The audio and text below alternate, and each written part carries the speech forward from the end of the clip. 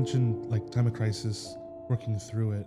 What was it like during COVID, working in the nonprofit space and kind of helping navigate with all the businesses and everything else going on? It was a really tough time, and I think from a business standpoint, it was really, detrimental to the health of so many of our local businesses.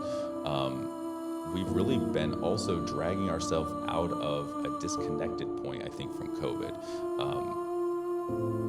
Folks stopped volunteering in a lot of ways, right? So I hear from a lot of leaders in our community that just people coming out to events, programs are only now really starting to recover. And I think for a lot of young folks that if they missed their high school graduation and things like that, they want to take those experiences, I hope, and continue them throughout their life and to connect with people in person. And so we've just had to rebuild and get back to a place where people are getting out, connecting with other people in real life, getting away from our screens. Because one of the things that I do see is obviously there's more polarization amongst folks politically and ideologically throughout our community. And I think when you really sit down, majority of people, we want the same things out of life, right? But there's a lot of powers trying to separate us and talk about all the things that we have different about us and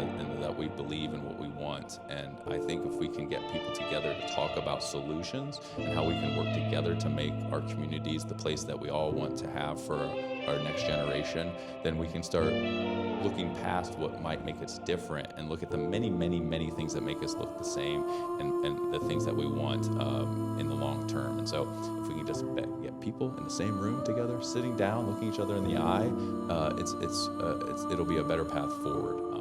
In my previous work as, like I said, a bike and pedestrian advocate, I always say, you've been in your car before, and how quick are people to yell things at you, maybe give you a middle finger in a car?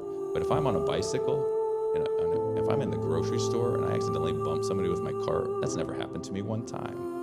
There's a difference. Every layer that we put between us adds another option or increases the likelihood of someone to say something they would never say to your face, right? And so if we can just get people back together, connecting in real life, we'll all be better for it.